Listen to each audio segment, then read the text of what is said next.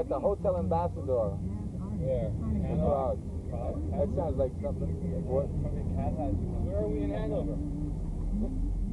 The truck. It's not a hotel, I don't think. I think it's a cultural center. Cultural center? That's an important gig, man. There's a lot of people might be checking it out. What was that message you left June yesterday about a hotel somewhere? Was that the same message? Was that the one in Poland? Did you find a hotel?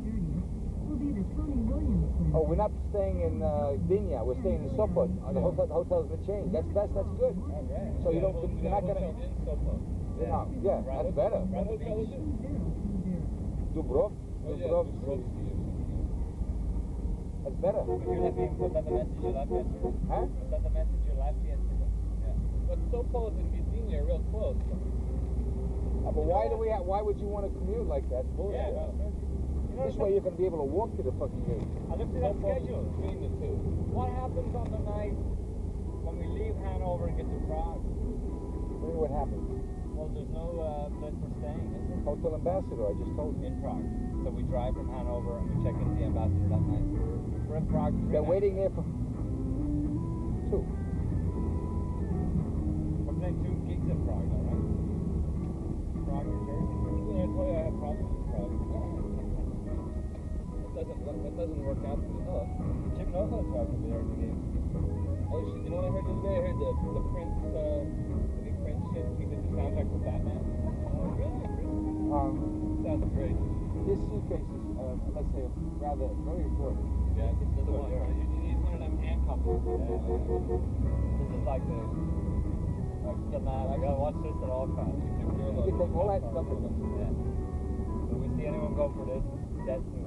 With your life. Or for me too, you know. There's 2 things to say. Yeah, alright. You got the drum machine. You have to run the drum machine. You know, I heard a great sound that you would love. I loved it. What? My answering machine was doing something, and the telephone company sends that beep beep beep beep beep over. Yeah. It's a great sound, man. Oh yeah, I think that one. When it's left, yeah. When it's David's at 97 on West End, right? 752 West End Avenue. Yeah, he's fucking probably melted out there by now. I called him. He Stabbed him. I was drinking really fast the other night too, man. Who's throwing them back? All your stuff is there, like, there's a 6-pack of gin, a 6-pack. I should have brought it. All he was saying to me, yeah, you're real quick. Great. You should have drank at least first time ever. At least drink 6 Oh, yeah. You drunk? Yeah. Are you drunk yet? What? Are you drunk yet? No, I'm sure. Over the Triborough Bridge, doctor. You're doing good. No. Stay straight up. Official tour hat. Great. I'm sorry I didn't make you think. What? Sorry I couldn't make you think that night. That you're. Oh, it was fucking boring. You got a good That was the reason. I was wiped out. I guess. Yeah. What day was it? Sunday. They mentioned, well, they didn't give the dance a good review. Actually, I didn't read the whole thing, but June told me, and I read it in the theater thing, and they gave yourself a choice. You're kidding. Yeah, but they didn't give the dance a good review. No shit. No problem. They liked us? Yeah. What did it say? No? It was something, you know, a little bit, they only give it about 3 or 4 adjectives. Yeah. It was very up, you know, like a driving back. Yeah, well, it was us and the Dead Boys in a computer. So you were the only ones that didn't think about it. Dead Boys? Yeah, I didn't read the whole thing. They used to track for the Dead Boys. But they mentioned your... Couldn't go on through this evening, and traffic's very heavy on the Queens side. So use the Queens Midtown Tunnel or the Triborough as your alternate. In Westchester, westbound 287, heavy but moving from the New England Thruway into the Hutch, and then stop and go for 2 miles into the Tappan Zee. Northbound New York State Thruway slow from 287 into the Tap, and right now all mass transits on are close to schedule. We'll have another update in 10 minutes. Lori Jordan on 10 Wins. Wednesday time 6:02. Picture yourself at one of the world's. I don't even know what the fuck I dialed. Let's go. I don't know what I dialed. I think I dialed 212. I think I dialed 1212. I wouldn't have minded except for the part when I always got to The state and all ACP says the organization has been preparing for this situation in view of the recent court appointees. Several weeks ago, legal experts were a symbol Louisville again in Atlanta, Georgia. To look at requiring alternative fuels or clean fuel vehicles unless the city came up with its own way to meet the clean air target. Finally, like I turn around and he goes, Yo, man, 81 cities don't meet the requirements now, but he vows his bill will make a major difference. This legislation will bring clean air to all but about 20 cities by 1995, and within 20 years air pollution. Steve Holt, 1010 Wins in Washington. Wins News Time. Amateur night. I think that'd be really... No, you know what we gotta do? You explore that. No, you know what we gotta be on? We gotta be on the Dave Sanborn show Sunday night. Have you ever watched that show? I've been trying to get in. I got my main man, you know Big John? Yeah. Yeah, huh?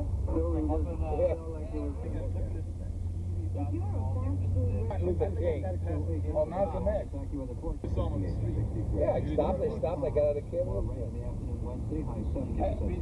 Huh? Yeah.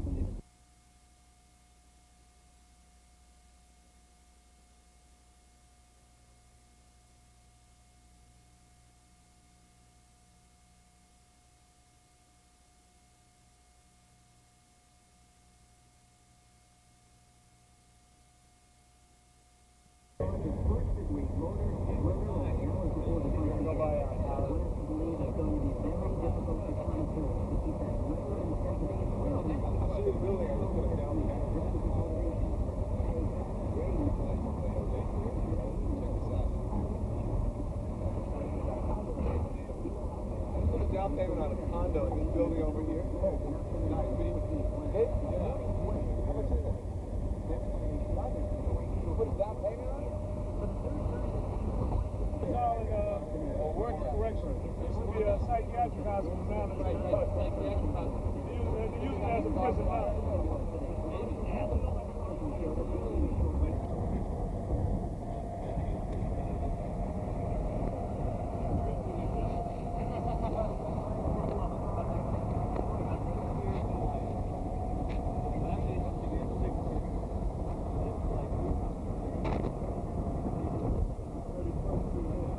Yeah, that's where you get off. By the time you got sentenced, you'd already been into a year and a half.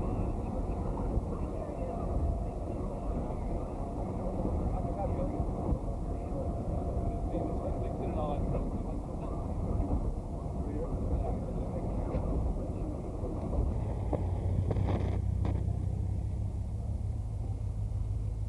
Let's go.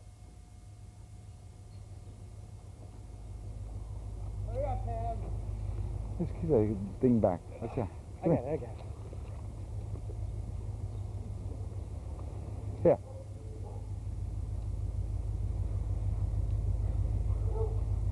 What's he doing?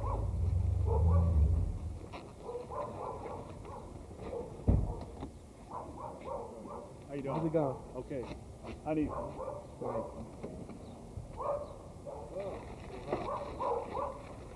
Hey, Corbett.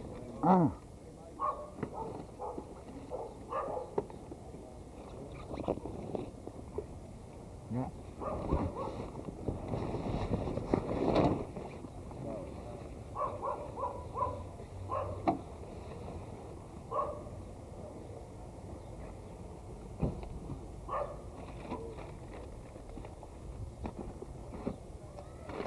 That's it.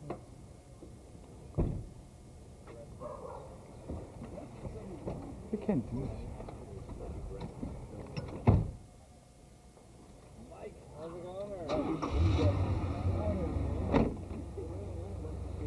I don't know, these guys, they run away from the truck. If we just took off, we wouldn't like it. The other guy's waiting there. He ran to the store. Hey, wait, where's Tommy? Oh, Joe, You gotta wait right here.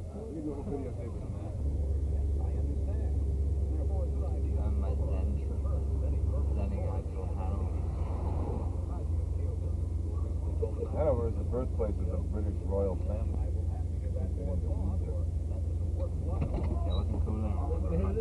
Put that shit away, boy. You got his last taste. Well, you're going to the right place. You know, I was thinking after my fucking... When and Mindogos. These are people I don't even never saw in my life. I'm so talking about them. Are they promoted? Nah, Mindogos, Chernovska, Violeta, Elana, Arina Van Dijk, shit, Eric Le Maréchal. Oh, I mean, these are people I met on a fucking phone. I don't know what they look like. They're like real. Violeta, she's the translator for Mindaugus Chernovska. Oh, look at her. Violeta. When you get to Vilnius, you'll see her. I give you a suit of clothes and take it home. He saw me, he's the only guy who saw me drink one time in Cannes, right? Remember Cannes? Oh, yeah. Well, after the concert on the third, you watch me. Fucking 2 days, non-stop, man. That's going to be the culmination of 6 months of hard work. This guy was fucking nuts.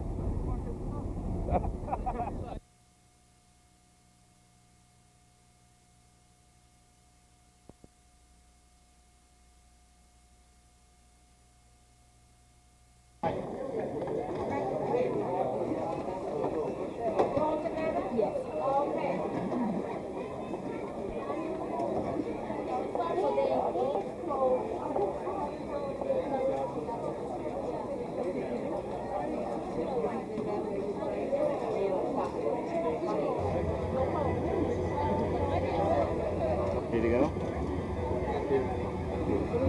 Not to injure anyone if it should fall out of the overhead bin. Thank you. Michelle, who will be distributing brochures so that you may review the selection of items that we have available. We accept most major credit cards for your duty-free purchases. We would also like to extend a special welcome to our student urgent house group coming with us tonight to London.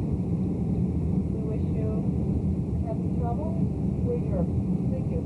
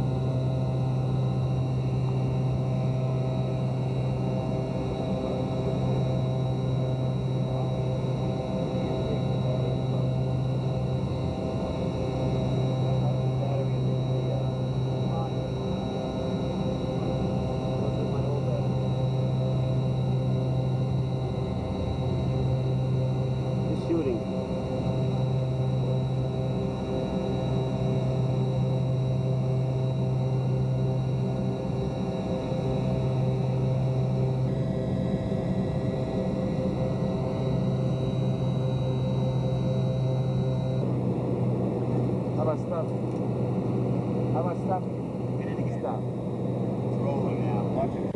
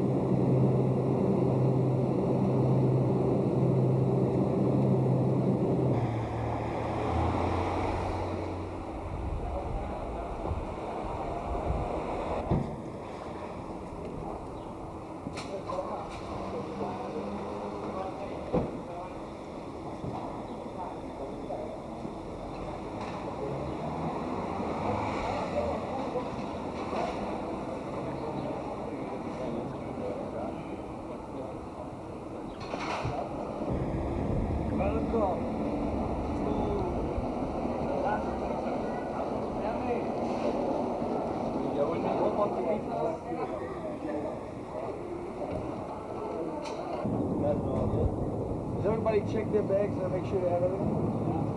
Huh?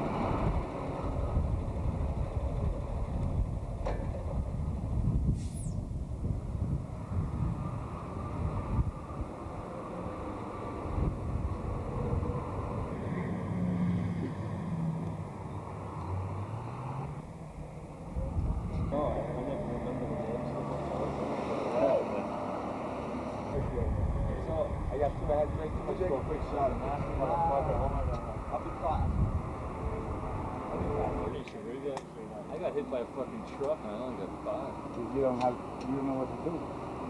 I had a good one. Yeah. What's your lawyer's name? Huh? What's your lawyer's name? And Feinberg, Mr. Feinberg. Mr. Shit, already it's gonna start. I went right down to the feet. That's my goal, man. Oh, Get my shit. ear out. We'll let you know how the game's going. I'd have to take over. I really want to make it to Montreal. Sie besitzen alles!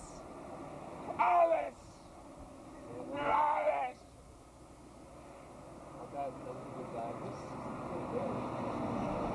Excellent.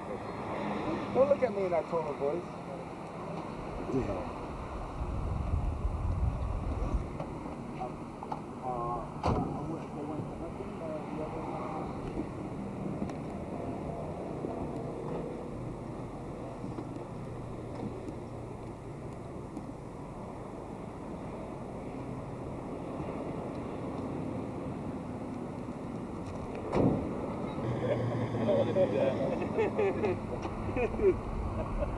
I can hear what Dave just said about you. Not ever in my life seen two guys up.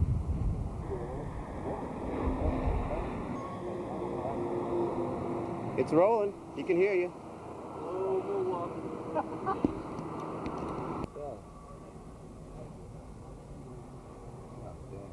Corbett, we gotta go, man. Corbett, come on, man. Let's go. Get up. He says go. He's the boy. Go. Corbett's getting blacker because he's standing up that fucking sun. Bag is gonna like fall right out the door. In einer Rede vor Unternehmern in Köln bot Gorbatschow heute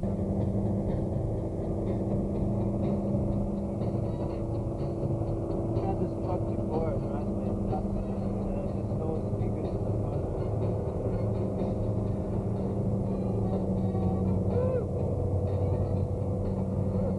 The payers don't play with them, you know?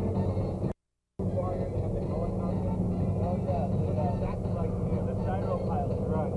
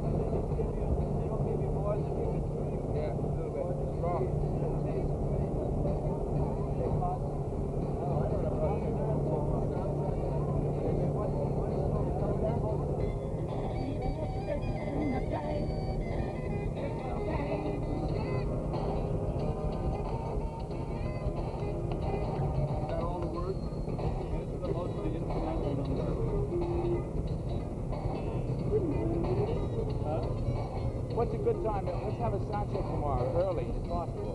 Check out equipment about 10 o'clock. 10 o'clock in the morning? Yeah. Come on, that's ridiculous. Let's not kill it. We got all day. What time do you have to work? We're going reading. The problem is that suppose there's something you need, you have to go to a store, you have to buy something. Dude. Huh? Dude. Yeah, dude. That gives us plenty of time. We haven't gotten any sleep for like 2 days. No sleep. You know, we gotta like rest. You slept in New York before you came. If there's anything we need, we'll know it. We'll set the shit up, we'll know it in 5 minutes, you know? It's not like Oh, noon? 12 o'clock, sharp.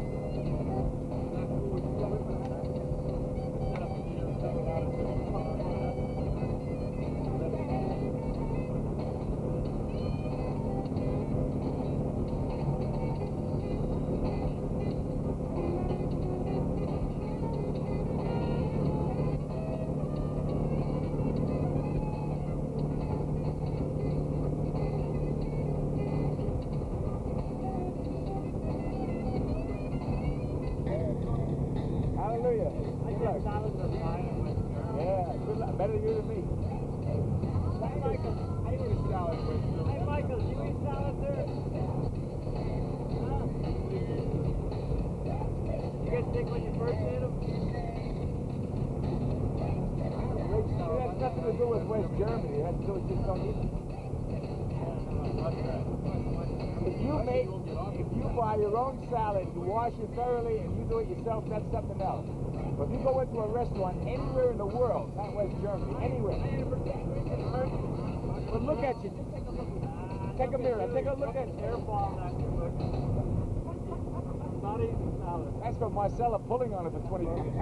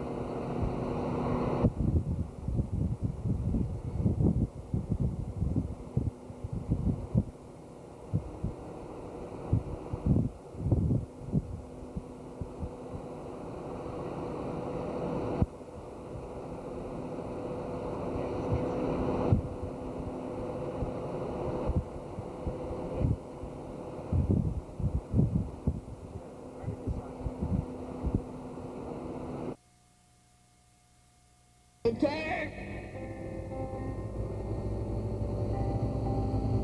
There's no time! He's killing now! He's harming now!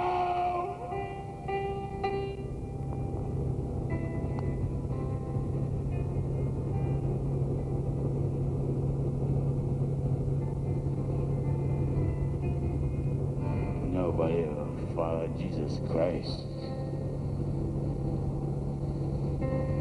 Jesus Christ was the love. They were incarnate.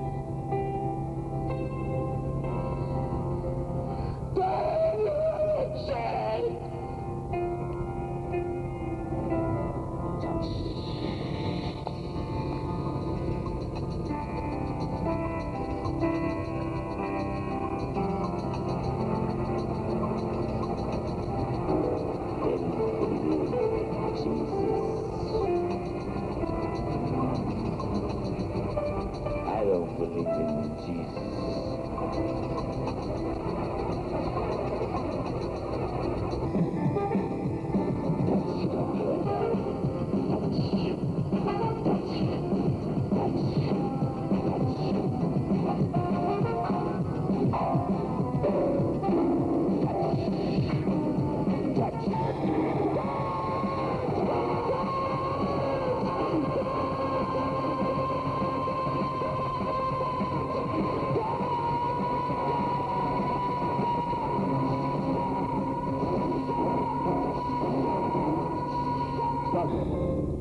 They start beginning.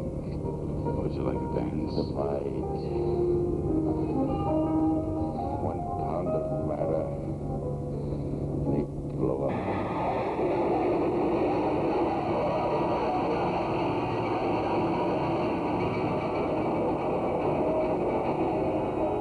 To all the visions, to all the madness. Would you like to dance? Would you like to dance? Would you like to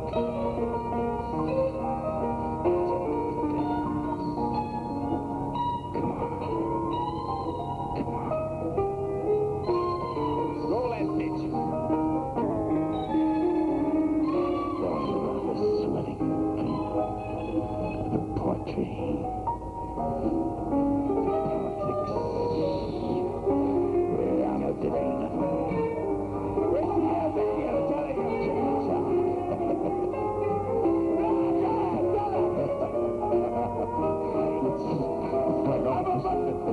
There's a carnival of dreams.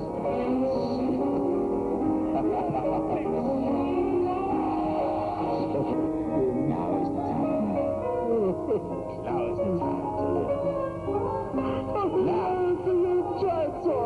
is the time to live. Now is the time to live. Now is the time.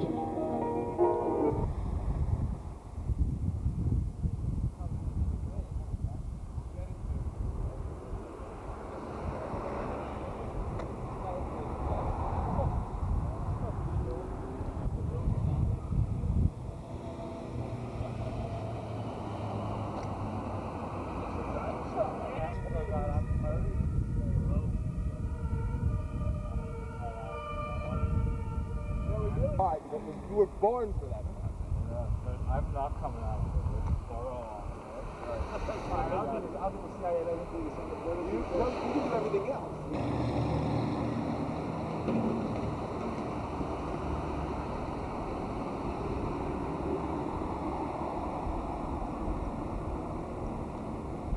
Put it upside down for.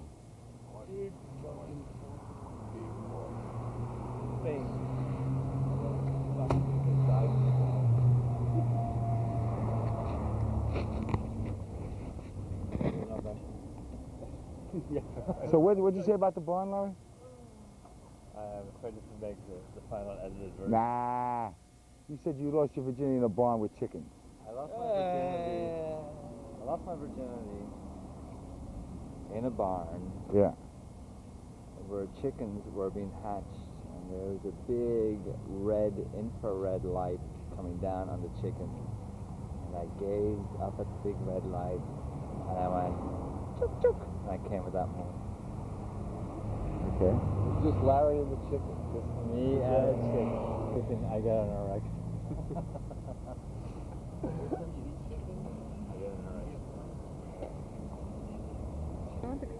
I went to check the map. I want to go to sleep, man. I had enough of this He didn't want to deal with us anymore. He got in the subway and went home. This is the virginal city of Nevermore. I don't have an interesting story about my virginity. I think you should do a piece on this. I mean, virginity is in a barn with chickens. Oh, wow. Where was it? I think we should do a piece on the losing of Copernicus' virtue. Under the Triborough Bridge. Ah!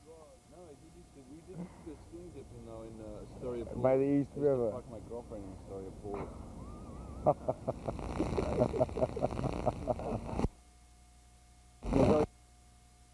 I know. South Harbor. I don't see this going, man. And if I did,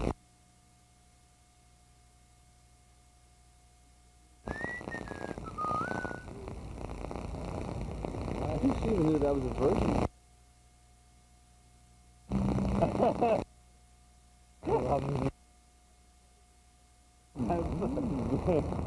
Actually goes in there. It doesn't seem to fit.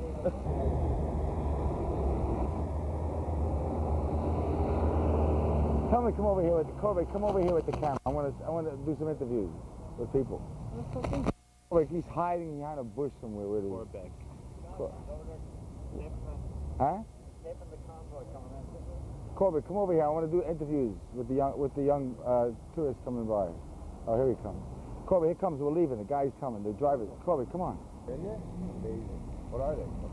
Fender Twin and a small music man with one 12-inch speaker. For the bass? Our bass is something with a 15-inch.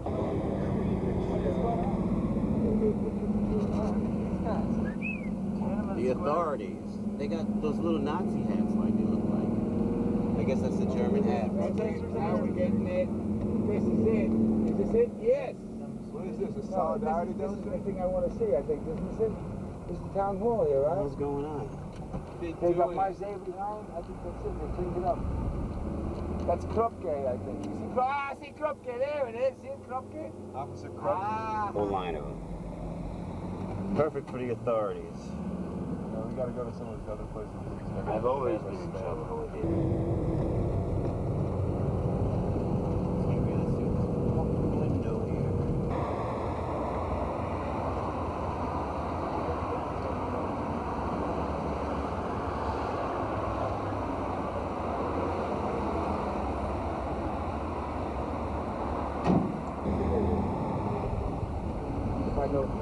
I look at my thing, I would get that one.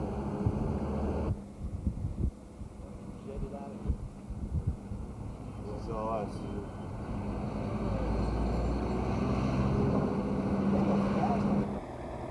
Comment ça va?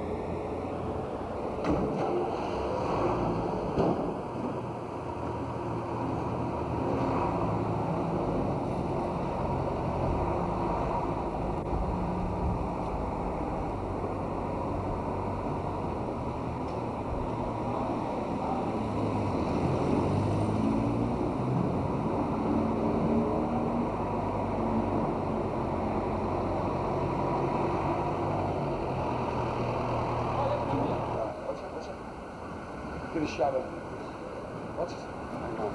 Watch yourself.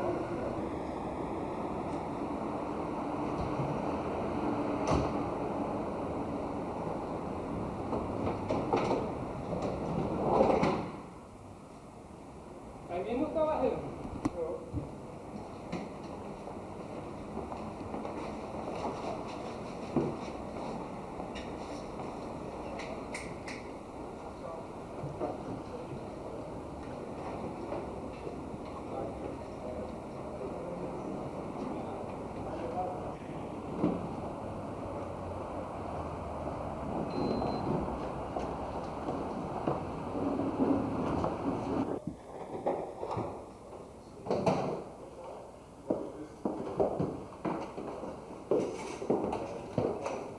Plenty of time later. Let's set up the stage. You have plenty.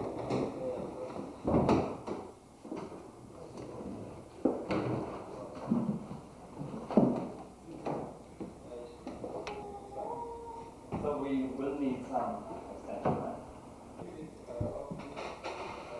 right?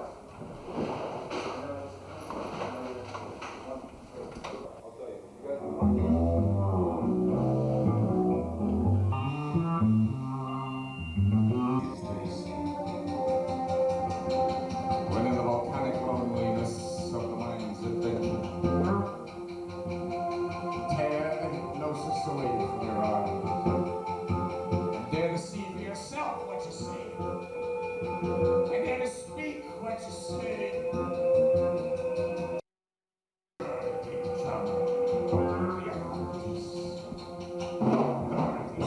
Did you heard that? Did you heard that? The authorities! The authorities! The authorities! I've always been in trouble with them. The authorities who by whatever force would try and deny my power to put together the absolute puzzle.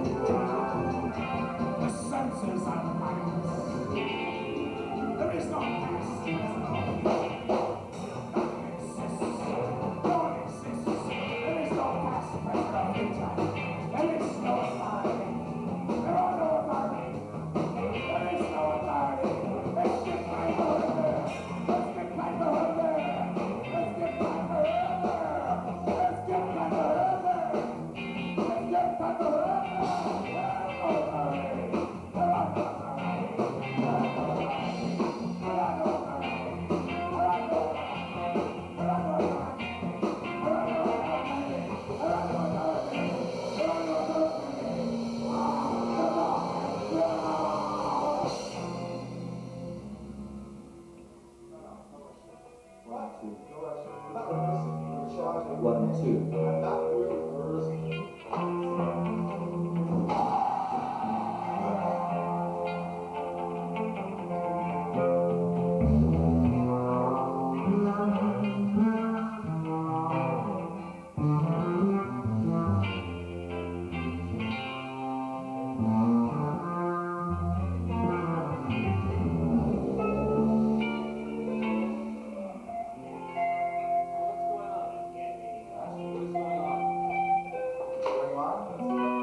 The earth is revolving around the sun. No. So tell me what's going on before I fucking walk out the door. Ask the sound man. I'm working. It's right there. I am cooperating with this. It's not all right. It's not all right to be hanging around all day.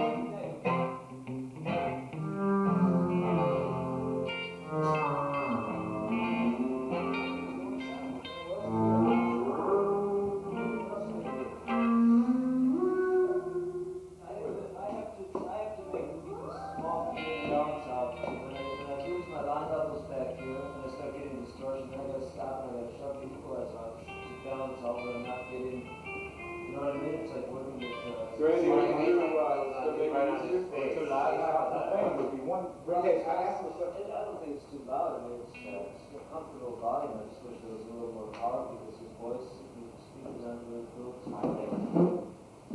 take a lot, but they'll take enough. See, I would guess that the best thing, I mean, you know, you're out there and I'm not here, but I would guess the best thing is like make sure that his voice, I mean, if everything else but his voice has to come out of the system. It's already out. Yeah, good, okay.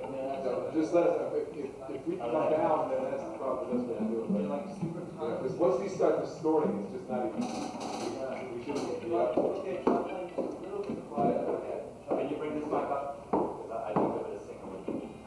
You know, I'll get that other mic from tomorrow. Yeah, I got it.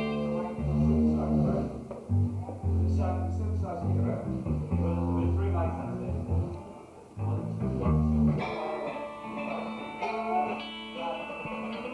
The sea. Michael, you want us to do a piece? Michael, do a piece? Huh? Listen, you're going to try blood now. When you hear me say blood, then you wait a while and start to play with that effect. Can you do that? Michael, can you do it? The effect.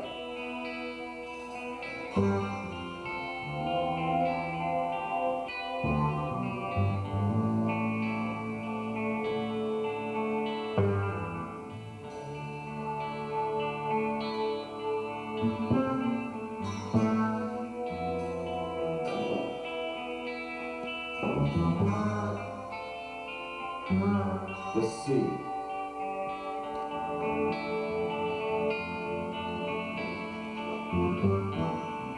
The mother of the dream.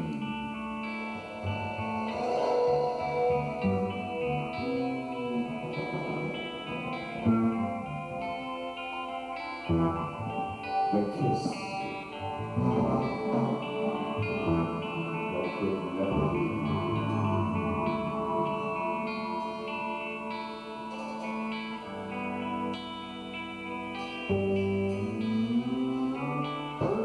And all those twisted dreams when Copernicus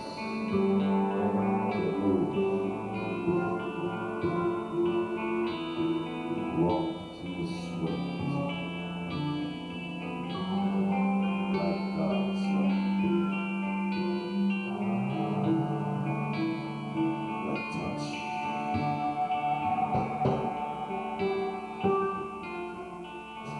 It's not that emotional when you understand. When you understand, it's peace. When you understand, it's peace.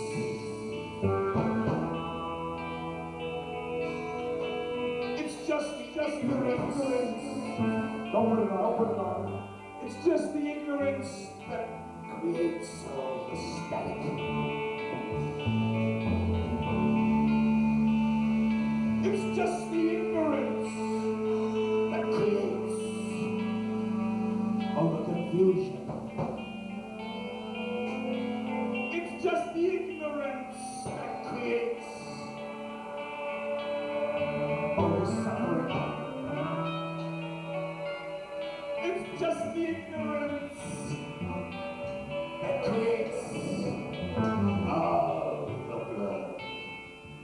Go. Oh, love.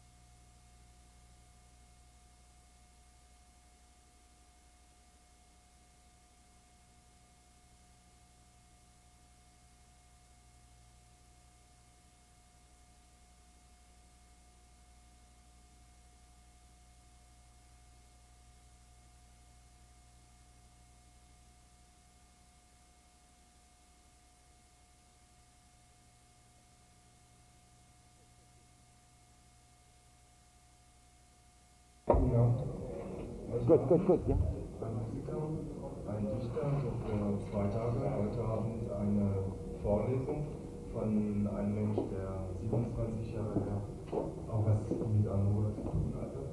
Insofern wird er kurz hier gelebt hat und inzwischen wieder in Beruf lebt. Und heute Abend passiert irgendwie etwas ein bisschen Ungewöhnliches für den Musiker, also er wird vorlesen. So morgen mit seinem Band ja auftreten. Heute Abend.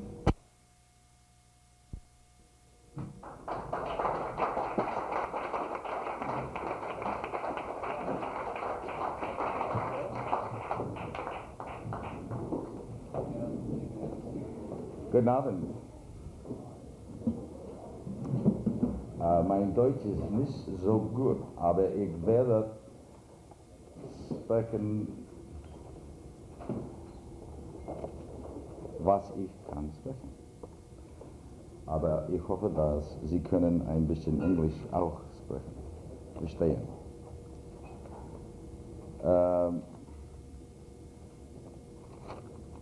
Was habe ich hier, ist ein Dokument, geschrieben, das gab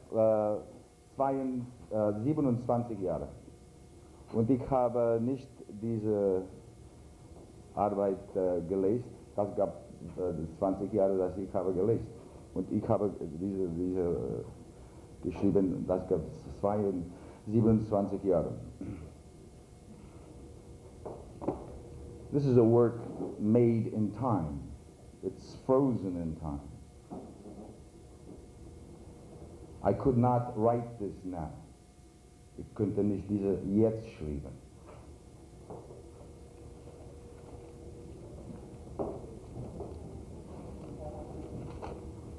...27 Jahre, ich war in Paris, ohne Geld, und ich suche Arbeit, und man hat mir gesagt, dass in Deutschland, das war sehr viel Arbeit.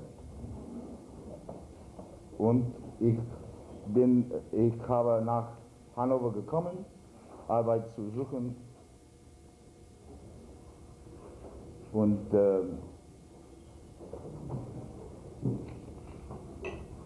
Hannover war nicht so groß wie jetzt, und I found work doing Bauwerk. 4 Mark eine Stunde. Man hat mir bezahlt 100 Mark jede Woche. Here's a photo. I will leave it there. You can take a look of me in Hanover with the German workers.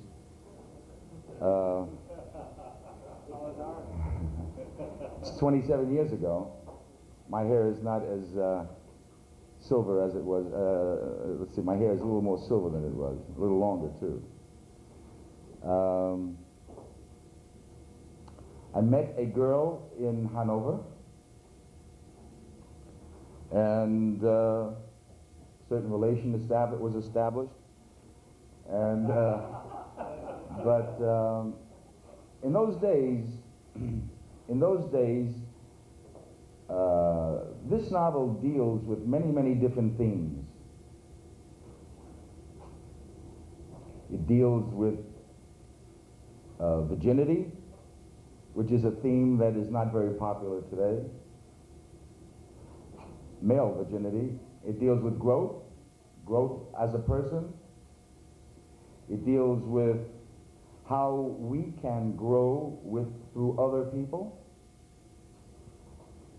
And it deals mostly of all how the importance of each individual taking the responsibility to grow by himself, to cut off the past from where you come, and to form yourself as your own person. In this novel, we find John in that process, he's in the process of cutting off the past and struggling to form the new person that he would become. Hannover für mich ist sehr wichtig, weil für mich hier many important things happened to me here. It's as important as New York is for me. Hannover is like a cathedral for me, where many spiritual things happened to me, where I began and formed a foundation to go and move further on. So Hannover, no matter what happens, will always be a holy place for me.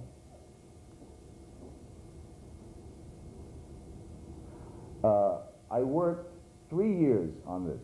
Right now, it's only about 150 pages. Ich habe mit dieser Arbeit 3 Jahre. Jetzt, das hat 152 pages. Aber the one time it had 365 pages. It was edited, I cut it a lot, and it is in very good condition. It is in very good editorial condition. When I submitted this to a publisher in New York, they told me that I was copying Hemingway. After 3 years of killing, crying, and getting my soul on a piece of paper, they said I was copying Hemingway. And I was so angry, I took the novel and put it in a box and put it away. And then went into the process of cutting off all art, all artists for the rest of my life. Not reading anymore, not listening anymore, only listening to my own soul. That was my job, because when I came back from Europe, I decided to become an artist. An artist being a person who has a vision of what is real and true and attempts to communicate it to other people. We are, for example, right now I do music, so we have 3 albums. And tomorrow night we will be performing here.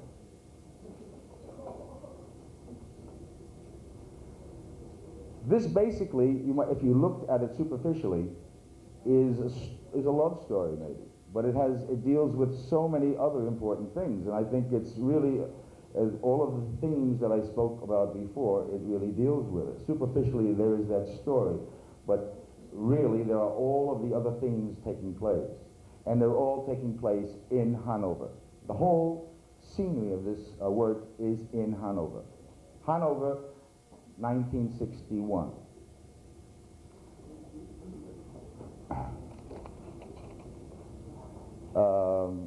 As I say, there are 2 main characters in this story, John and Renata. I will read a little bit now of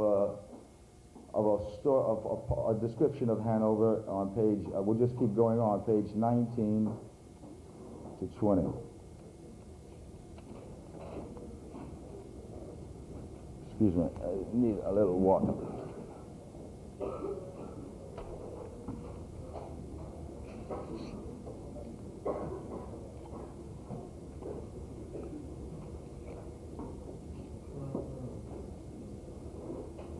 Now, Renata, John was a rather naive American boy, and Renata had gone through the war.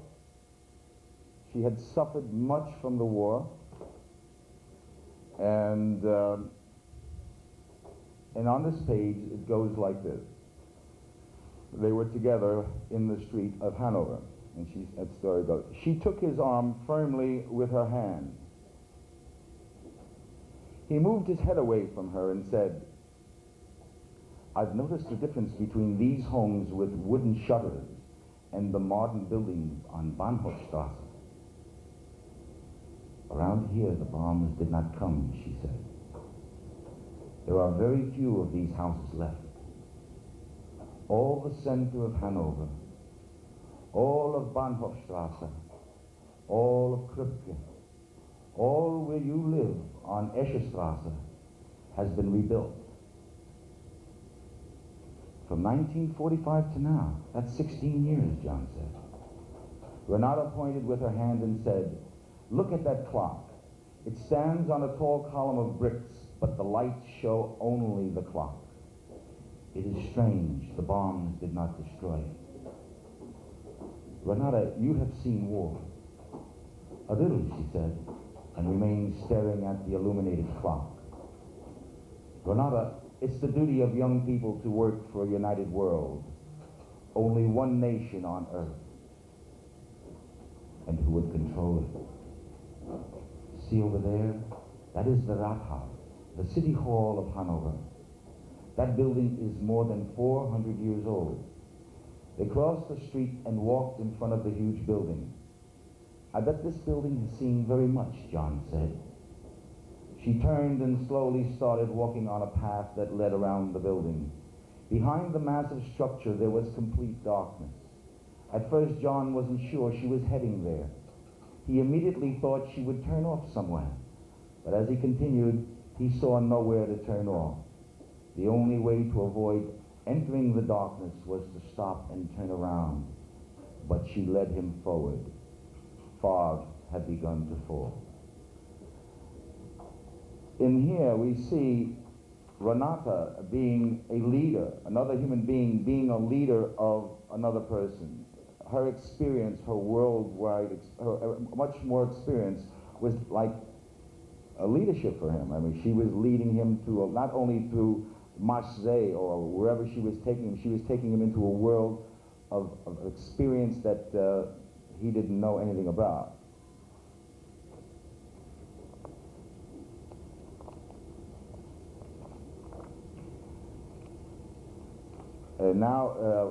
Here is a description of their walking through Marseille.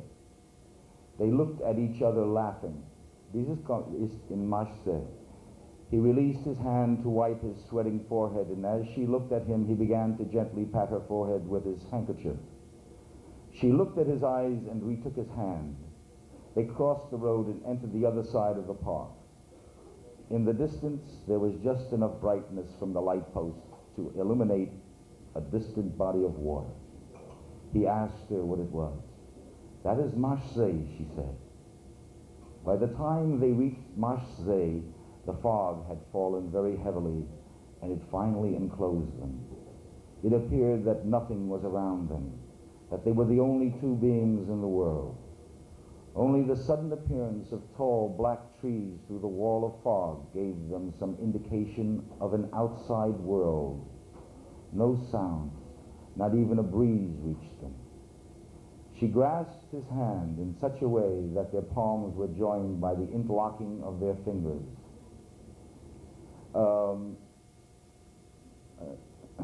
As they walked, she tightened and loosened her grasp with a very slow but definite rhythm.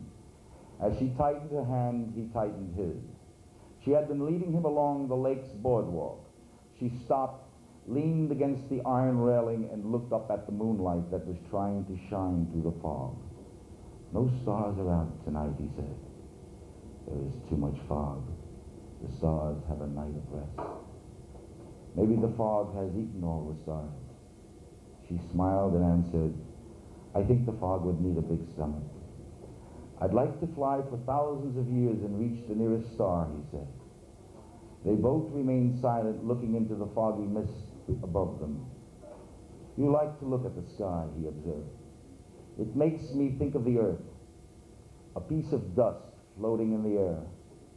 And it goes round and makes us so dizzy that we forget how insignificant we are."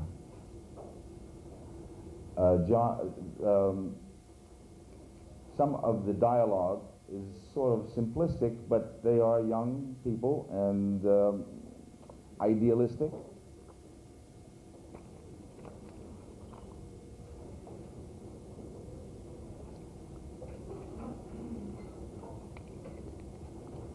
Basically, what I've chosen to read through this manuscript are some of the backdrops taken in Hanover. Ein Tag, Sie haben nach Hanhausen gereist. Und haben wir hier etwas von Herrenhausen. After walking a short distance, they could see through several rows of trees the 17th century mansion reflecting the sun from its white sides, arranged into geometrical shapes. The main garden was divided in half by a path leading to its center. They stood at the foot of the path. The plots of flowers were shaped in rectangles, squares, triangles, and circles. Exactly what was at their left could be found at their right. The formal design of the garden was mathematically organized. Nothing was out of place. I have never liked Herrenhausen Gardens," she said meditatingly. "So why'd you come?" "To show you. I enjoy coming here, but I do not like when nature is cut into squares and circles." "I agree with you," he said. "John, there are many men who are like these gardens. They think always. To do something, they must sit down to discover if it goes with logic. They never do anything because they want to do it. The same with these gardens. They are only half gardens. There are flowers and bushes, but no natural spirit. These flowers want to grow, but they cannot. They are always being cut, and a man who only thinks is only half of a man. He keeps cutting with his thoughts what his nature really wants. Well, it's so darn hot here, my nature is telling me to take off my clothes. Should I do it? Yes. Why not? Because I'll be thrown in jail. See? You are so logical. You have everything thought out. He was smiling at her. Take off your clothes, she told him. I will do it with you. He laughed, amused by the thought of her proposal. Do you always think about sex? I do not speak of sex. He looked away at the gardens and added, where are you taking me next? If you do not want to take off your clothes, then we will go see the fountain. He nodded his head with a smile and said, let's go see the fountain.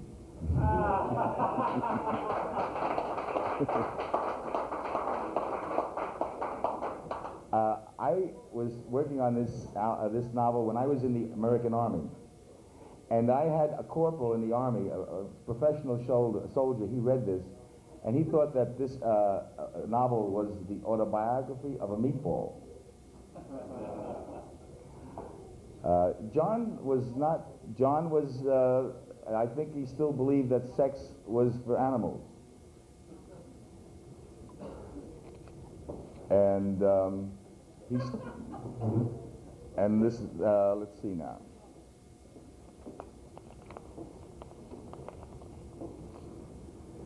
They approached the famous Herrenhausen fountain, pressuring its water 150 feet into the sky. As they stood there watching the upward surging column of water, they moved until their hands met and joined tightly.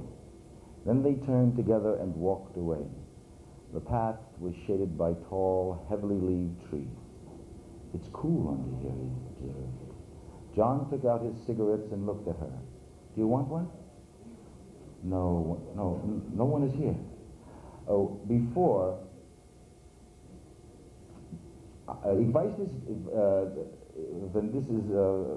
if this is true in Hannover now, but I didn't see, I forgot to read it. But she would not smoke a cigarette in public. Is this still true now? Can a woman smoke a cigarette in public in the street? Can you tell me? Yes? Yes? Yes? Kein Problem? Well, Renato, he offered her a cigarette, it's back here somewhere, before, and she refused it. She said that if she smoked the cigarette in the street, that the people would think that she was a streetwalker, that she was a prostitute. That's not today anymore. To show you how things were 27 years ago. So he was careful now. He looked around. He said, oh, there's nobody here. Would you like a cigarette? And she glanced around and answered, yes. So there was no one there, then she could take it. But to show you how things change. Now a woman can smoke a cigarette in the street and not be a prostitute, but not in 1961. She shook several cigarettes partly out of the pack and moved the pack to her. She took one. He put the pack into his breast pocket and stopped to light a cigarette. The struck match made a noise, and in a second the two were casually inhaling and blowing away soft white clouds. John saw children through the trees and stopped. Renata stopped with him and they looked. They saw a mother playing with her 4 children. I can imagine you in her place, John said. Now you're being cruel to me, she said. Why, don't you like babies? I do not like men, she said. But sometimes I need them. They turned and continued to walk down the path. Renata was somewhere in this, was actually raped during the war. There's a passage here somewhere describing how the Russians would cut off the sink so that they would cut off the spout of the sink, and so that they would have water wherever they went. Or they would kill a watch because they thought it was an animal. When the Russians, apparently the Russians were here, and or wherever she was, and some of the Russian soldiers were very wild people, very barbaric, and had done very serious things.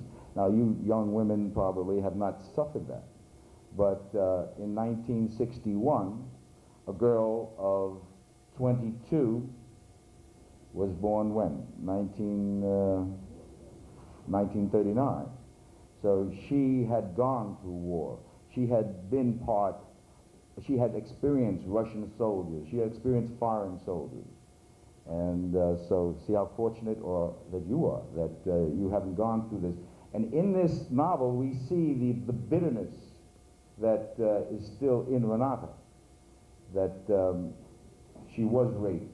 Her family was severely mistreated due to war.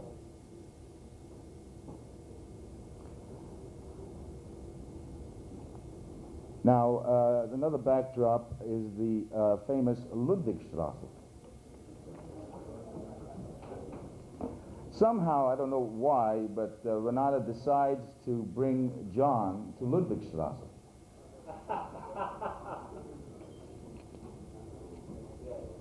I guess because he was very naive, or whatever it was, she decided, well, here it is. He looked at her hesitatingly and breathed a short laugh. Go ahead, I'll follow. She took his hand, and together they walked out of they were in a club, into the street. They walked back toward the railroad station, but remained behind it. They passed the station and walked about 7 blocks more until they reached a deserted part of Hannover. She turned to him. John, this is Ludwigstrasse, she said. Are you sure you want to continue, he asked. We will stay only a few minutes. If I am to show you Hannover, I must show you all of the city. All right, where is this place? Right here. Where? I thought it was outside. You see this wall? Yes. Well, behind it is Ludwigstrasse. See how there is a way to walk behind the wall? Come, follow me. Here the writer puts Jesus Christ's words in Renata's mouth.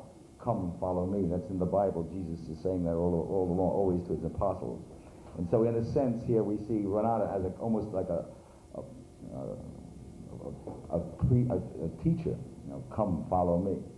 She walked around the wall that actually existed only to prevent a direct view into the interior yard.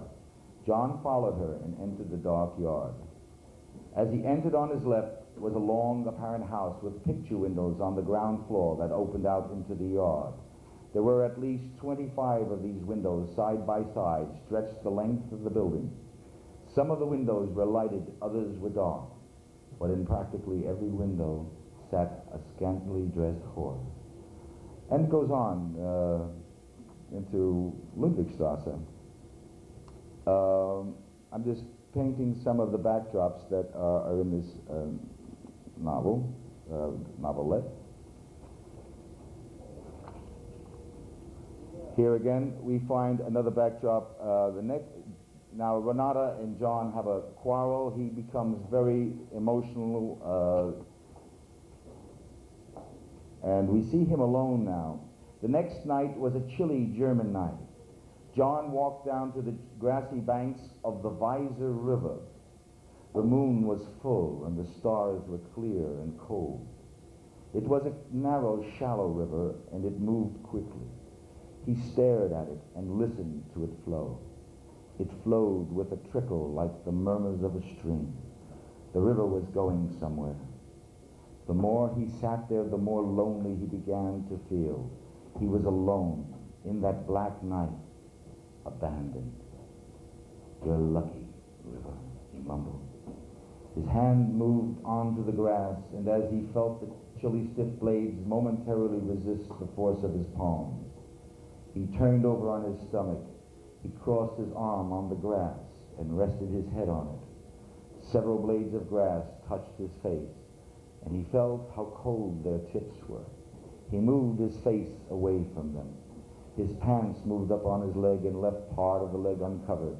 He felt cold grass touching the underside of his leg and the cold night above it.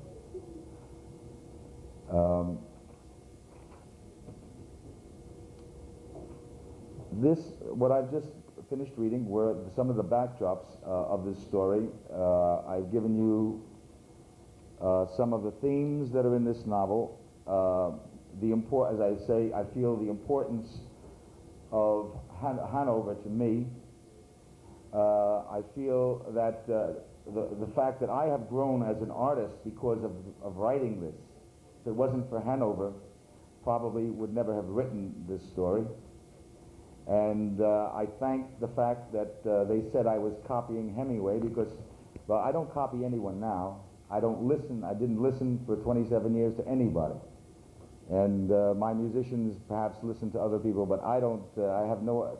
That's why very often they say my music is very original. I couldn't copy anybody if I tried. I couldn't copy. That's how little I don't, because I don't listen. And as I say, Hannover is sehr wichtig für mich. It's a holy place, and it's also very strange. We have a band. Wir haben ein Band hier. Und die erste Stadt in Europa, dass ich bin gekommen hier, when we were going to play, the first city, this is not designed, this is the way it worked out. The first city to play in Europe was Hanover. It wasn't that I planned that. I didn't plan that. It's the way it worked out. And I had no control over that. So, no, I didn't have control over it. And it's strange, though.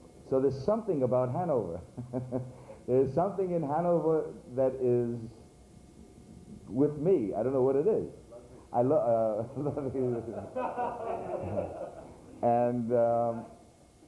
And tomorrow night we'll perform here a very long and hopefully interesting performance for you.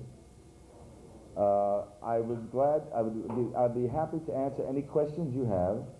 Does anyone have any questions about this novel or anything that I've read or said? Or would you? Yes? Why didn't you invite Renata for the night? Yeah. Okay. We look for her. Well, first of all, we flew in yesterday, and I really haven't had time. I want to go to her where she lived, and I will do that tomorrow. Take a taxi cab where she lived, and hopefully she may be there.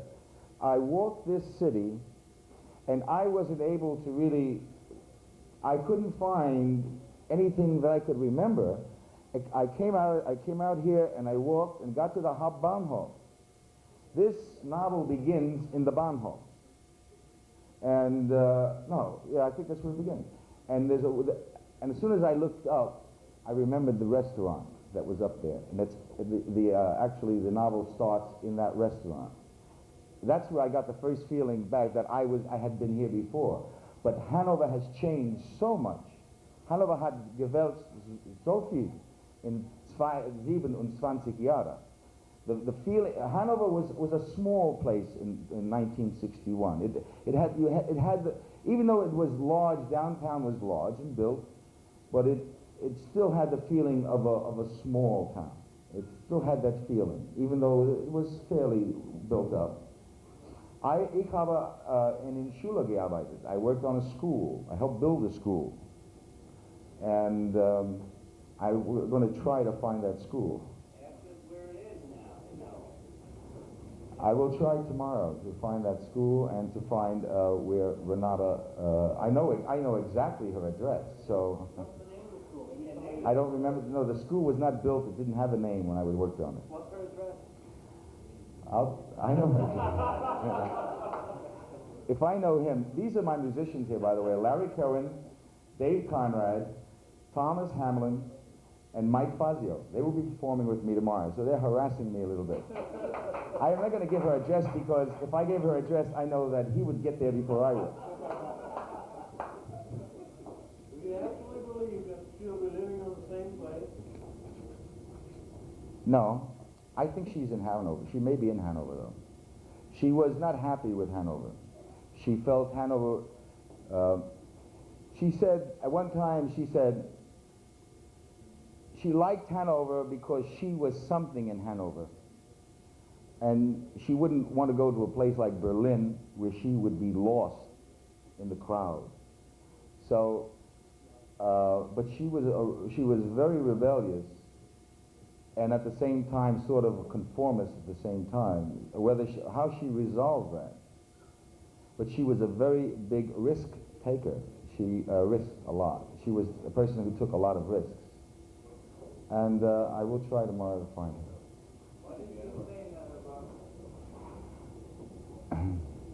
The title of this album of this story is "I Must Move On." And you're talking about the character here or me personally? Well, in the novel, he must move on. He felt he was a person that had grown as much as possible within that world, and he felt that he had to go. She did not want him to go, but he spiritually, he felt that he had gone. He was searching. You see, he was a searching person, and he felt that at that point he had to go on to a new world. And I think that's exactly how I felt, because from here I went to Köln. I did Kellnerarbeit in Köln, and after about a month, and then from Köln I went to München, and I did more Bauwerk in München. I worked on the behind the Hauptbahnhof there was a big building where that controlled all the trains that come into the Hauptbahnhof of Munich. And you might go there and see this big building, but I worked on it when it was just one story tall, and I was carrying bricks and and banging and everything else, and that was another wild experience in Munich. But why did I move on? I moved on, I think, for the same reason that John moved on, that he had grown sufficiently and he was into experience, into seeing things, into new worlds, and that was it. That was what he was into. I'm still that way. I still must move on. You know, I think we all must move on when you're in a situation that is no longer, let's say, you've given and taken, and at that point it's now a new world. And the day you don't move on, you're in trouble. Right? The day you don't move on, then you're dead, spiritually in a sense. The day, people always say, I'm searching for happiness. Ich suche how do you say happiness? Freiheit? No, happiness. Glück. I'm looking for happiness. I'm not looking for happiness. I hope I am never happy. Happiness is static. Happiness is being static. You must move on. You're constantly searching. You're constantly growing. When I'm 95 years old, I want to be moving on. Where's the next place? So you can be happy and still move.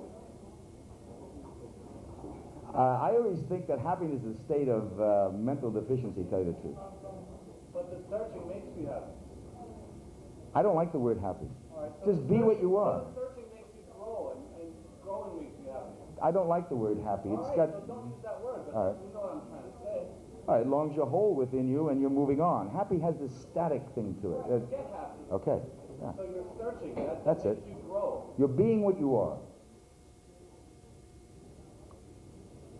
But many people stop being what they are, and they accept a small world, and they stay in that small world.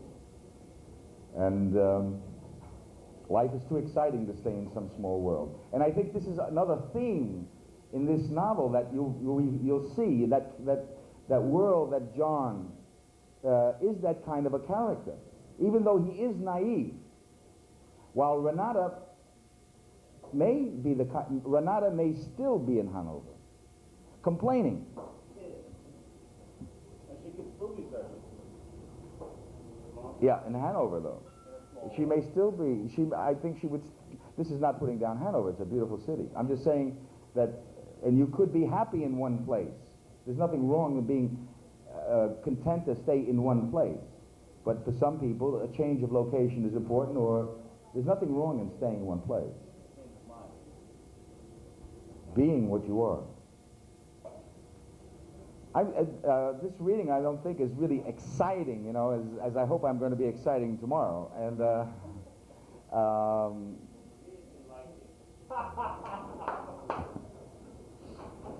does anyone else have any other questions?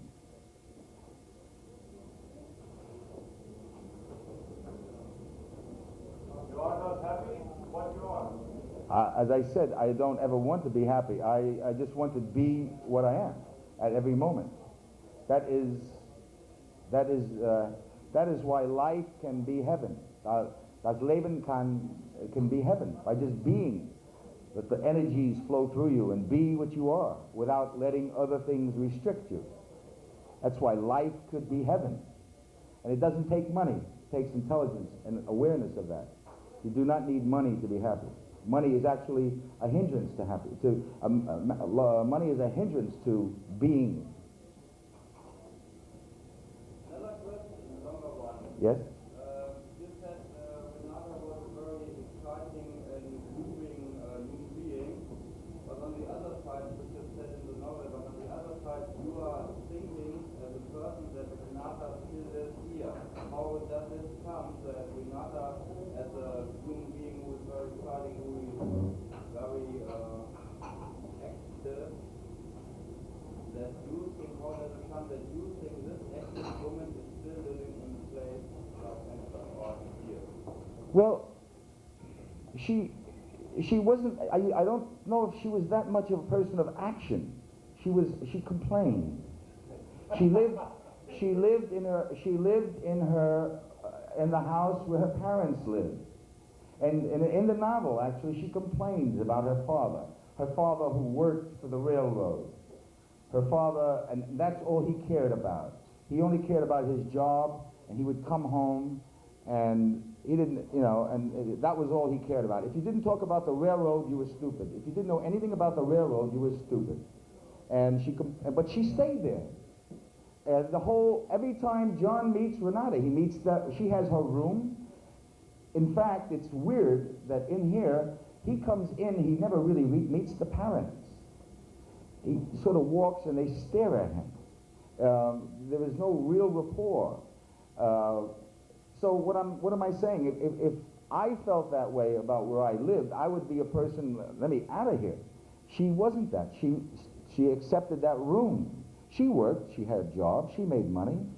So she could have found herself a room somewhere where she could be totally free. No, she with all of that, she still stayed there.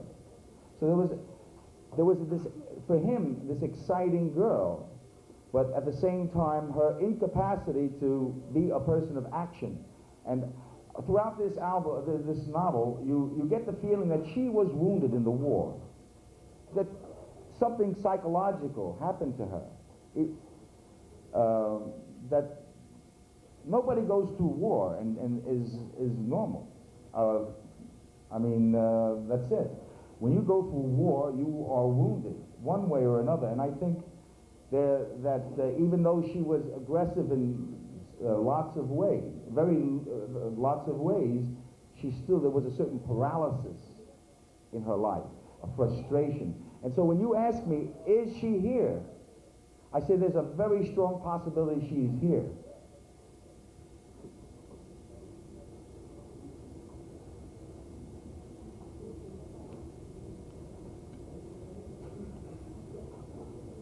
She was a person whose soul really reached out and went to the whole, circling through the universe. She was aware of a lot. But there was a paralysis there. I wouldn't tolerate living in those conditions when she could have moved. There was a paralysis there, that's what I'm saying. So there is a strong possibility that she is here.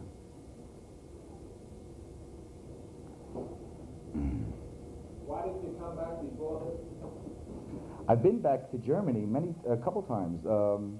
I was in Berlin last year at the Berlin Festival. I've been in Europe several times, and many times.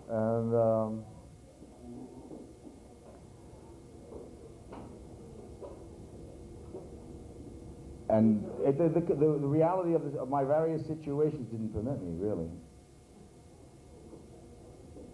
That was just basically it. The reality of the situations did not permit me to come here. And it was painful very often to have been so close and yet so far not really making that extra effort to come here.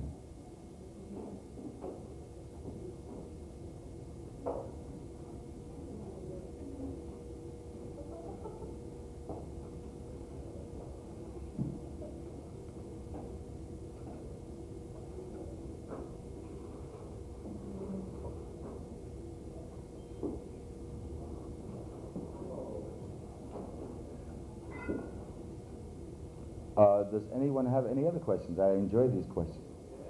If you like, I could just pick out any, pages and just read some more if you like.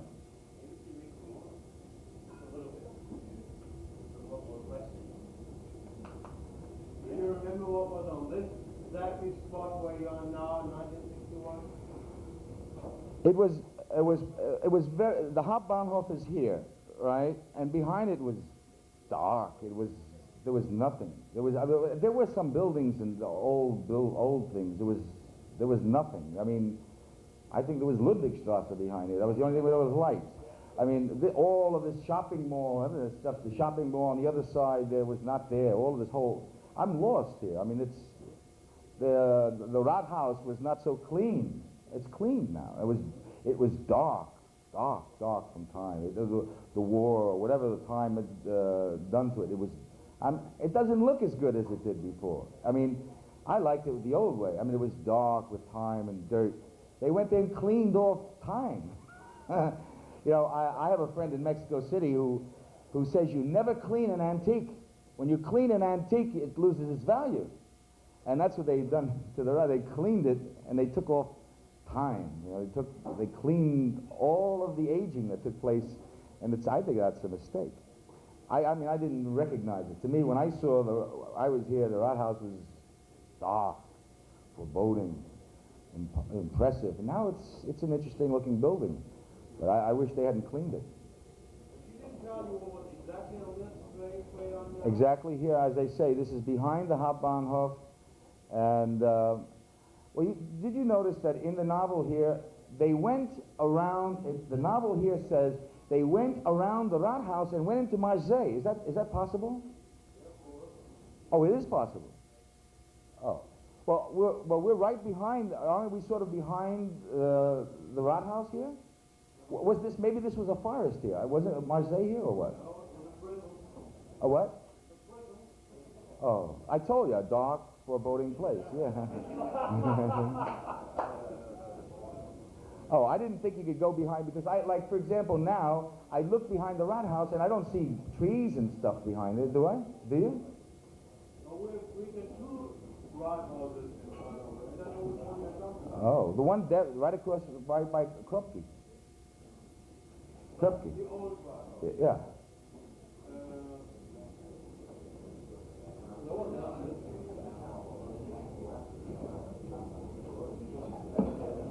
Well, that's exactly what they, perhaps they've taken some of that forest away and made buildings. I hope they didn't do that. Why did you join the army? Why were you in the American Army? I didn't join the army. I was forced to go in the army. In those days, you were forced to go in the army. You were forced, and it's not like today. The Americans have a volunteer army. That's why none of these musicians know anything about the army. I'm teaching them. To be somewhere on time is very difficult for them. When you were writing this, did you have any conception of the kind of stuff you'd be doing now? No. That hadn't come to you yet. No. This has nothing to do with what's going to happen here tomorrow night. Absolutely nothing. Copernicus and music and poetry was a development that took place past more than 10 years after this was written. This is a young man sitting in front of a piece of paper and crying and tearing and feeling all the feelings and tears falling out in the true romantic way of writing, laying his heart out and not worrying about words or anything and just writing. I have pages and pages and pages. I told you this was once 365 pages. And what I do now is very different.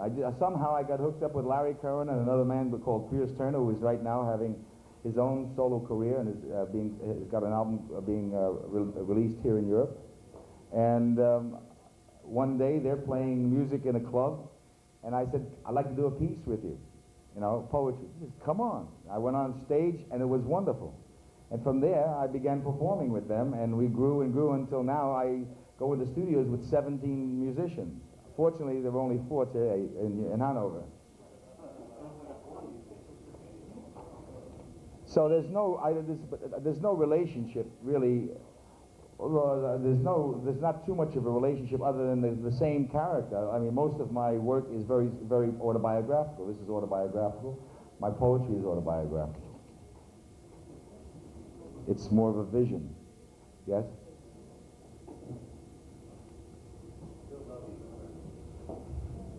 Why don't you pick a paragraph and read it? You don't need to explain anymore. Just read it. Just anywhere. Unless you're trying to pick something significant for you, though. Now, hanging branch trees, which with the fog prevented most of the light of the distant lamp from reaching them. They were covered by dark, hanging shadows. They sat down. He stretched out his feet and crossed his ankles. His arms rested on the back of the bench. She placed her head on his shoulder. "Why are you so cold to me?" she asked. He moved his head. "Do you not have hunger for me?" His eyes turned away from her. She touched his ear with her lips. "I am near you now, but if you were not here, I would still feel close to you," she said. "I feel the same way," he answered, looking straight ahead. He turned to her and said, "But I don't think you know me. Not everything. To me, a girl is someone sacred who is to be respected," he said. "What do you do when a girl wants you to make love to her?" "I've always respected girls. It's the way I've been taught. I've never questioned it," he stood. She stood next to him, and they began to walk. Nothing was said until they reached the front of her house. "When will I see you again?" she asked. "I've got several matters to straighten out and get settled, but I'll call you again. Good night." "Good night, John." He turned around and walked away and did not look back. It's a case where a girl was too aggressive for him.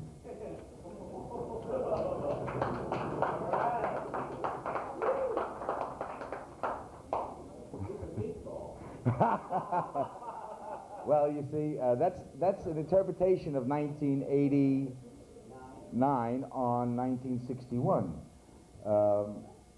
It wasn't cool for a woman to be aggressive in 1961, especially to an American young man. I think sexually Germany was probably much more liberated than the United States was in those days. But we needed the 60s to release ourselves from the bonds of the past. Not to say that one was better than the other. Here we go again, spontaneously. Oh wow, I just picked the same page.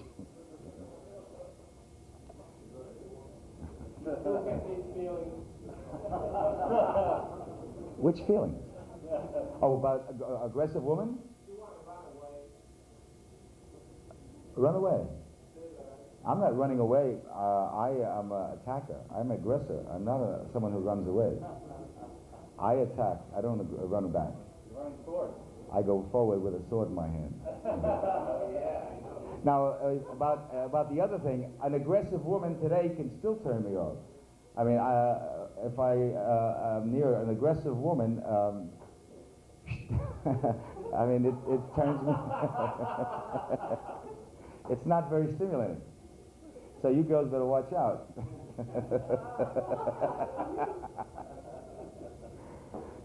That's why you had the band.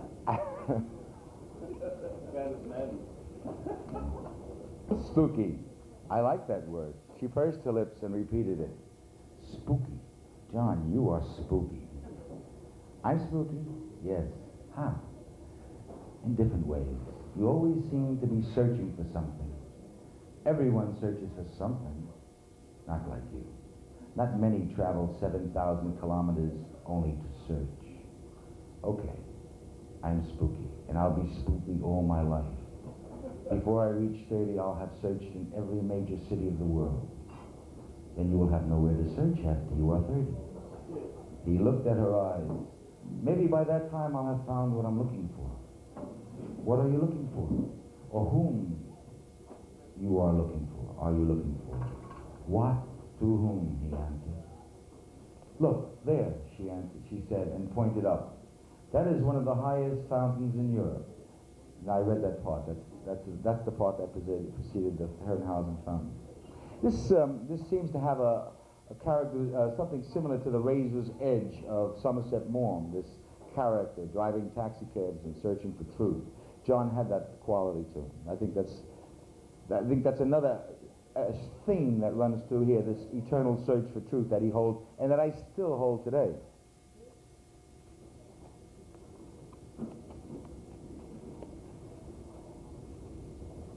The sound of his footsteps disturbed the silence of the empty church. There was cold dampness inside the old stone wall. He walked to the holy water fountain, crossed himself and genuflected in the center aisle. He kneeled in the last pew. He looked straight at the altar. God, he murmured, God, I'm sorry. Jesus, help me. I want to do the right thing. Let me believe, Jesus. He continued in a low, pleading voice. Oh wait, this is a flashback to the past. Lately, I don't seem to know what's right or wrong. I want to know. Before I used to talk to you, and you used to answer me. I felt your voice. I don't know where I am now since I've left you. God, I'm going mad. The church was silent. No, it's not a flashback. He is in church now, and he's talking to God, his God, the God that he was told was God. Jesus, I've sinned. I haven't been to confession. I've forgotten when the last time was. But I can't go unless I believe in it. I know I can't expect you to come down just for me. Let me just feel something. Let me feel that there's a possibility I can believe.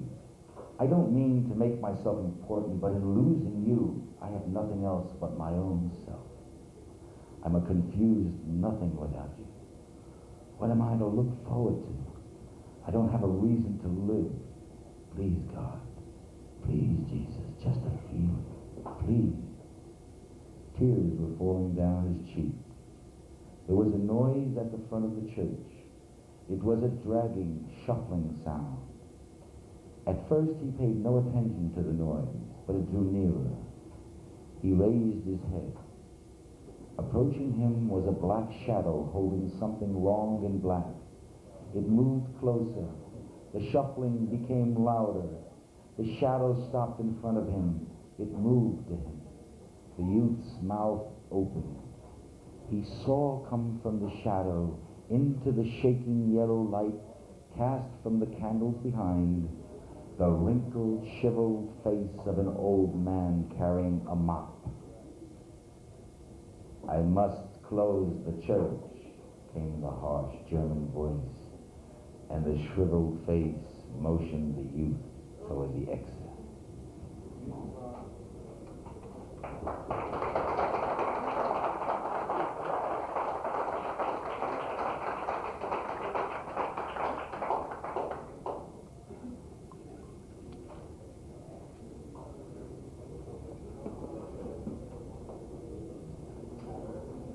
I will try one more passage.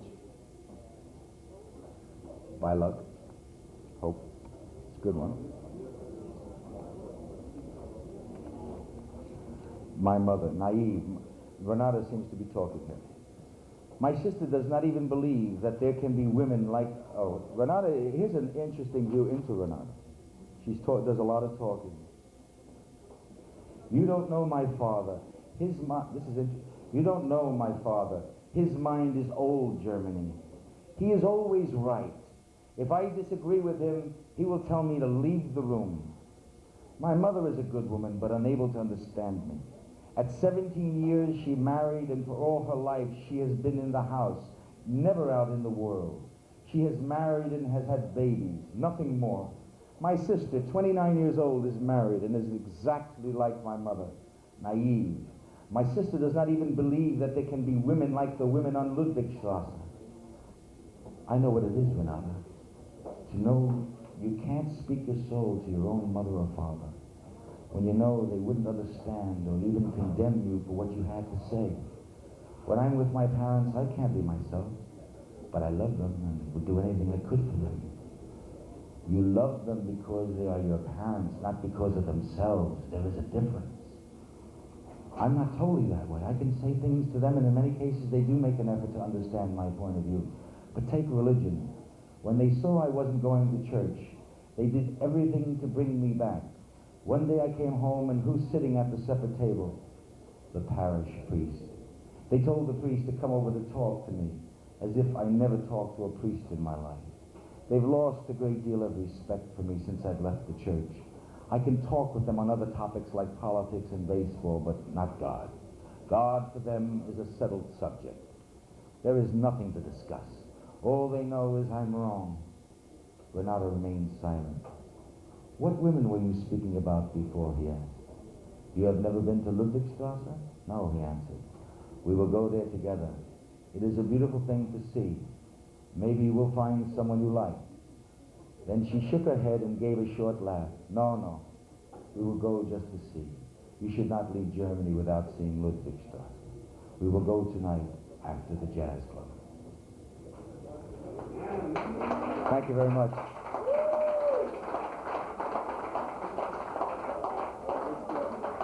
And thank you. Dankeschön, Hannover. Dankeschön, Hannover. Thank you, Hannover. You're wonderful to me, and I love you. I will love Hannover always. Hannover will always be a holy place for me. Thank you.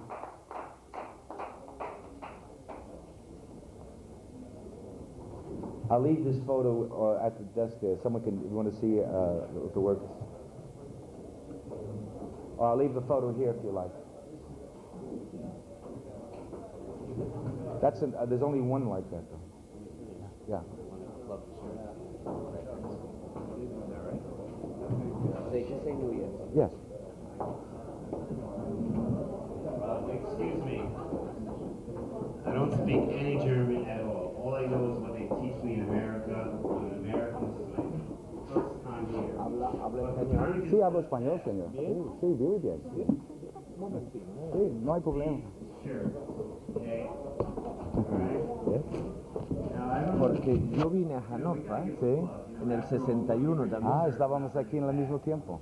Igual, en el mismo tiempo. Sí. Y desgraciadamente no he entendido, porque yo no hablo inglés. Ajá. No he entendido lo que usted decía, pero por la traducción que me ha ido haciendo Karin, coincidía en muchos de sus descripciones, en algunas de sus vivencias, las tenía. ¿Qué edad tiene usted ahora? ¿Cuántos años tiene usted? Yo tengo 49. Sí. Yo tengo 52. Sí. Hemos venido más o menos. Yo vine en el 61. Sí. Sí, estábamos aquí al mismo tiempo. Yo estaba aquí como en agosto o septiembre de 61. En julio llegué yo. En julio. El 15 de julio llegué yo. Yo creo que yo estaba aquí hace agosto, septiembre. Ah, sí. ¿Y vivió mucho tiempo en Hannover? Como 2 meses y medio. Ah, sí. Yo no me fui más, yo me quedaba aquí siempre. ¿Qué estaba haciendo aquí? ¿Por qué vino aquí? Como usted, a buscar trabajo. Ah, yo también. Sí. Y ahora gasté todo mi dinero en París, ¿no? Yo estaba así un quinto. ¿Y ahora vive en América de nuevo? ¿En qué capital? En Nueva York. Nueva York. Pues usted vino de España. Sí, yo vine de España. Ajá. De Granada. Granada. ¿Tiene la fotografía y me puede enseñar la fotografía? Está aquí. Momentito. ¿Van a hacer música todavía luego? Mañana. Hoy no. No, mañana a las 10. Momentito. Sí. Okay, Corbett, thank you.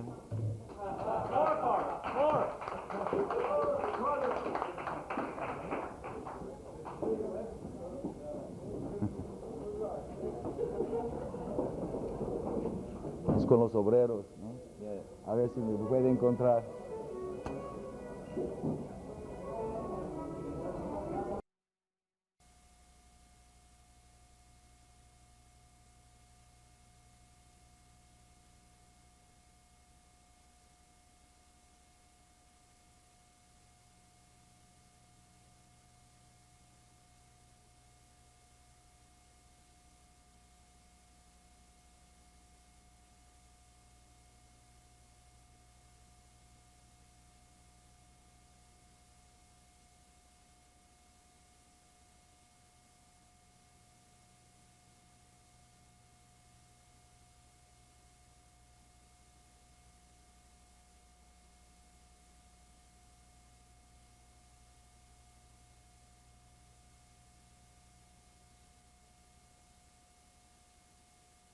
músico. Ah, sí, uno de los He came from Spain just like me. He came from Spain to work. And in 61, same time either. And he stayed here. ¿Ya usted vive aquí? Sí, desde Estados Unidos. Pero habla muy bien, perfectamente el alemán, ¿no? Perfecto no, pero hablo bastante. Sí. See the picture? Yeah, he showed the. I showed I love that. That's incredible. But he came in 61 from Spain. I came from the other. Wunderbar. Correcto. Wunderbar. Yo he viajado mucho en México. Yo tengo acento mexicano. Cantando. Canta también. No, estoy diciendo, como los mexicanos les gustan cantar. El acento cantado. Mucho en México. Me gusta mucho. Y también viajé bastante en España. Yo estaba en Granada, Granada es preciosa. ¿Sí? ¿Ha cantado en Granada? No, no. Ojalá que en el futuro vamos a hacer un tour de España. Muy bien. Pues sí. Pero es muy interesante, ¿no? De venir aquí, escribir una cosa y después venir aquí mañana a... Esta historia, esta vivencia, esta historia de amor que usted ha leído ahí desde el año 60 después, pero usted escribe cosas modernas ahora también, ¿no? Tiene cosas modernas. Sí, son más modernas. ¿Por qué no ha leído algo moderno? Algo de actual? Porque no es lo que me han... Cuando ellos se separan de que yo he escrito